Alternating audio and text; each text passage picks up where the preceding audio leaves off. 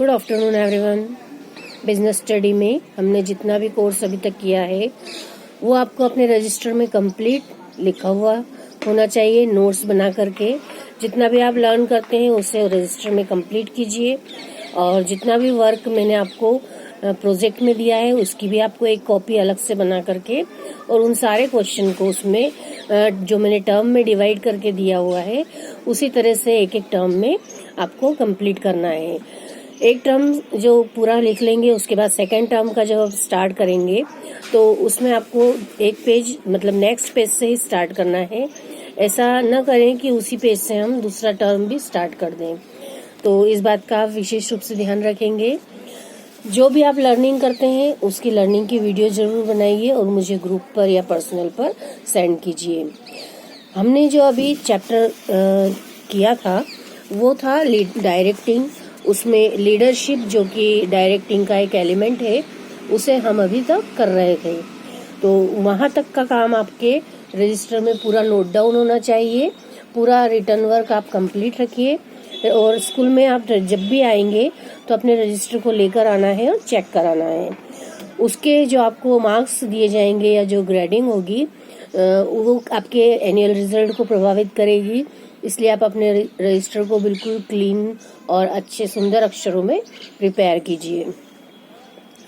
जो हमने लीडरशिप की 3 स्टाइल्स देखी थी, तो उन तीनों स्टाइलों को फिर डिफरेंस के माध्यम से भी देखा था।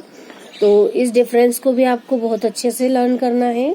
इन तीनों स्टाइल्स को भी जो हमने आपको समझाई थी, autocratic, democratic and free rein, ये तीनों ही जो स्टाइल होती है उसमें जो सबसे बेस्ट होती है वो पहले भी बताया है कि डेमोक्रेटिक, क्योंकि प्रजातांत्रिक अगर व्यवस्था होती है तो उससे एक जो बैलेंस्ड या फिर एक संतुलन बना रहता है सबऑर्डिनेट्स और उपक्रम या जो हमारा उद्योग है, जो हमारे बिजनेस है, उसके जो कैपिटल लगाई है जिसमें प्रोप्राइटर है या जो उसका मालिक है, तो उनके बीच में यदि दोनों में संतुलन रहेगा तो ही बिजनेस भी अच्छे से चल पाएगा और सभी संतुष्ट भी रहेंगे।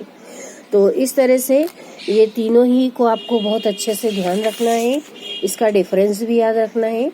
इसके बाद हमने कम्युनिकेशन भी स्टार्ट किया था जो कि एक लीडरशिप का ही एलिमेंट के पार्ट के रूप में है। कम्युनिकेशन मतलब हम बातचीत करें या हम अपने विचार जितने भी हैं उनका आदान प्रदान करें।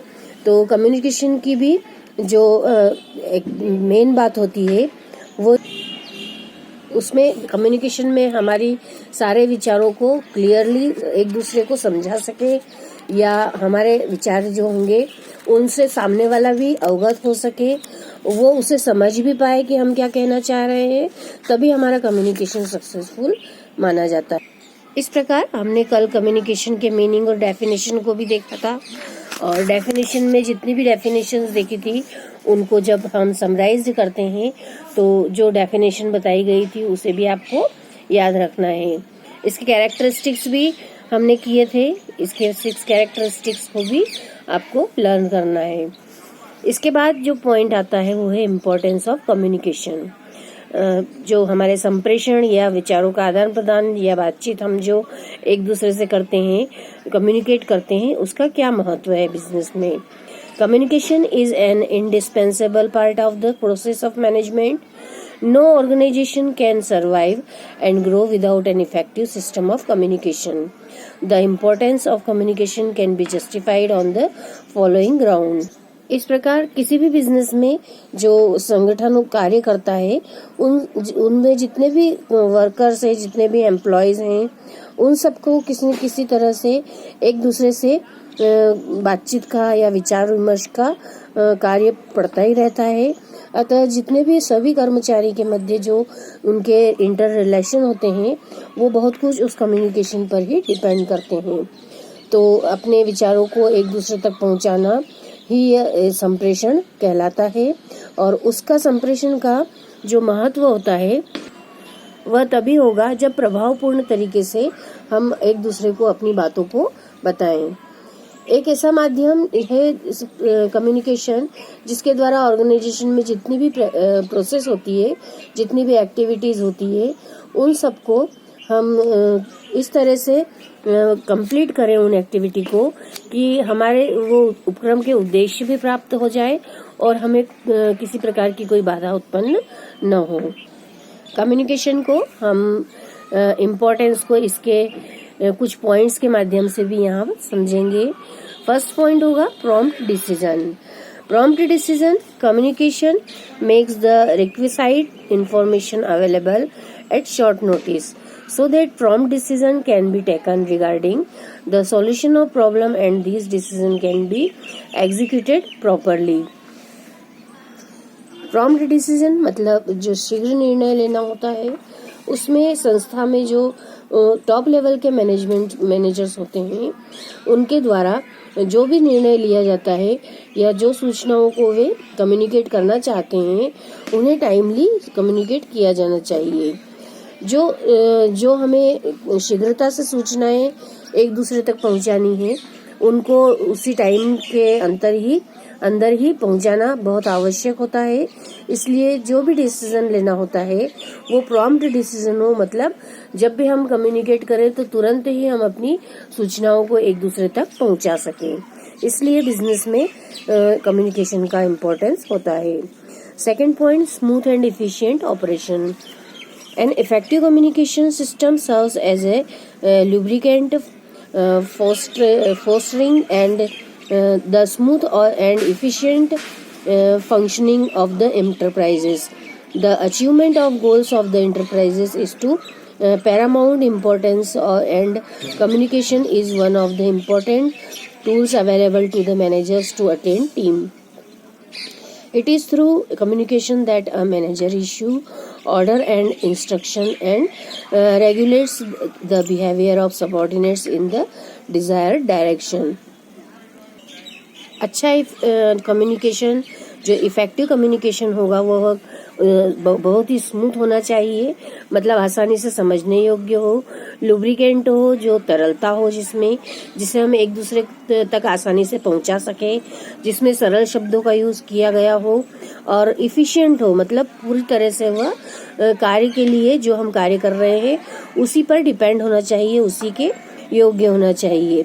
कम्युनिकेशन का सबसे ज्यादा महत्व इसलिए होता है क्योंकि वह एक टूल के रूप में कार्य करता है। जितने भी हमारे इम्पोर्टेंट टूल्स होते हैं बिजनेस के, उन सभी टूल्स के बीच में जो कड़ी का कार्य करता है वो होंगे कम्युनिकेशन। तो हम अपने कम्युनिकेशन के द्वारा, अपने विचारों के द्वारा जो सूचनाएं हैं वो समय पर यदि हमारे एम्प्लॉय को या सबऑर्डिनेट्स को दे देंगे तो उसका काफी प्रभाव बिजनेस पर पड़ता है और उस पर डिपेंड भी करता है कि हमारा बिजनेस में उस समय उसकी क्या वैल्यू रही है, जिस समय वो डिसीजन हमने दिया है या वो इंफॉर्मेशन हमने दी है। तो नेक्स्ट पॉइंट है effective in leadership. An effective communication system helps the management to convey his ideas, views, decisions, suggestions, and feeling to the employee. On the other hand, employees also have an opportunity to express their feeling and communicate their new ideas and reaction. This builds an atmosphere of mutual trust and confidence, and the management is able to lead and guide employees effectively. Effective leadership मतलब पूरी तरह से प्रभावपूर्ण नेतृत्व के अंतर्गत एक अच्छे जो संप्रेषण होगा, उसके माध्यम से जो मैनेजर होता है वह पूरा अच्छा अपने स्किलफुल लीडरशिप कर सकता है। उसे जितनी भी हमारी संदेशवाहन या कम्युनिकेशन की आर्ट होता है उसका पूरा नॉलेज होता है। कम्युनिकेशन के माध्यम से वह अपने जितने भी आइडियाज हैं, जितने निर्णय हैं, डिसीजन हैं, जितने वो उनके सजेशंस हैं वो अपने एम्प्लॉयज को भेजते हैं। वहीं दूसरी ओर जितनी भी शिकायतें होती है, कुछ कंप्लेंट्स होती है, जो उनकी रिएक्शंस होते हैं, प्रतिक्रियाएं होती है और सुझाव, उनके प्रति वह सुझाव प्राप्त करके अपने अधिकारियों तक भी कम्युनिकेट कर देते हैं। यदि हमारी कम्युनिकेशन जो सिस्टम है वो इफेक्टिव होगी तो वह अपने उद्देश्य को प्राप्त करने में बहुत ही लिमिट तक सक्सेसफुल हो सकता है। इसीलिए इफेक्टिव कम्युनिकेशन का लीडरशिप पर काफी प्रभाव होता है और अच्छी लीडरशिप तभी की जा सकती है जब वो स्किल्डफुल कम्युनिकेशन करे। Fourth point, facilitate coordination. Communication is the most effective means of creating cooperation and coordination. Exchange of ideas and information helps in bringing about unity of action in the pursuit of a common purpose. In it binds people together. Communication is at the root of all group activity. It is through coordination that managers come closer to employees. Facilitate coordination means प्रबंध की हमने समन्वय को स्थापित करना। एक बड़े व्यावसायिक उपक्रम में जब हमारे बिजनेस की बड़ी यूनिट होती है तो उसमें कई डिपार्टमेंट्स होते हैं जिनमें कई ऐसे एम्प्लॉय होते हैं जो आपस में कम्युनिकेशन के द्वारा ही किसी भी कार्य को पूर्ण करने में सक्षम होते हैं। इन जितने भी उपक्रम हैं, जितने भी बिजनेस हैं, उनमें ऑर्गेनाइजेशन के बिना किसी भी बाधा के कार्यों को अच्छे से एक दूसरे से बातचीत करने के बाद ही सुलझाया जा सकता है। तो जितने भी कर्मचारियों में समन्वय स्थापित करने के लिए कम्युनिकेशन की जो डेवलप्ड मेथड होती है उसका होना काफी कंपलसरी होता है। इसलिए संगठन में किन किन कर्मचारियों को, एम्प्लॉयज को, सबऑर्डिनेट्स को क्या क्या करना है, उनके लक्ष्यों को किस प्रकार से प्राप्त करना है, उनके गोल्स को किस तरह अचीव करना है, यह जानना बहुत जरूरी होता है। तो इस कार्य के लिए इफेक्टिव कम्युनिकेशन बहुत जरूरी होता है जो कि कोऑर्डिनेशन को बनाने में सक्षम रहता है। Fifth point, helps in the adaptation of definite line of action. Large scale business makes the production process complicated and difficult. A good communication system locates these complications and offers suggestion to overcome them. जितनी भी किसी भी तरह की जो drawback होते हैं या किसी भी तरह की जो डिफिकल्टीज होती है बिजनेस में, उन सभी बिजनेस की डिफिकल्टीज को कम्युनिकेशन के माध्यम से दूर किया जा सकता है। जहाँ पे लार्ज स्केल में बिजनेस किया जाता है वहाँ पे प्रोडक्शन प्रोसेस में भी काफ़ी कॉम्प्लिकेशंस आती है। तो उन सारी कॉम्प्लिकेशंस को जब हम दूर करना चाहेंगे तो उसके लिए ज़रूरी है कि हम कम्युनिकेशन अच्छे से करते रहें। तो कम्युनिकेशन के द्वारा ही इन सब डिफ़िकल्टीज़ को सॉल्व किया जा सकता है, नए सजेशंस लिए जा सकते हैं और जितनी भी कॉम्प्लिकेशंस हैं उनको हम सुझावों के द्वारा और बातचीत के द्वारा दूर कर सकते हैं, उनका निपटारा भी कर सकते हैं। Next, increase in the moral of employees. Communication helps management to keep the employees fully informed about the plans, job changes, etc. The moral of employees tend to be high when they clearly understand what they are supposed to do. हमारे यहाँ जितने भी working employees हैं, subordinates हैं, उनके moral को increase करना, उनके मोरल को बढ़ाना, उनके मनोबल में वृद्धि करना। तो जो हमारी मोटिवेशन होता है उसके द्वारा हम उनके मनोबल को हायर कर सकते हैं।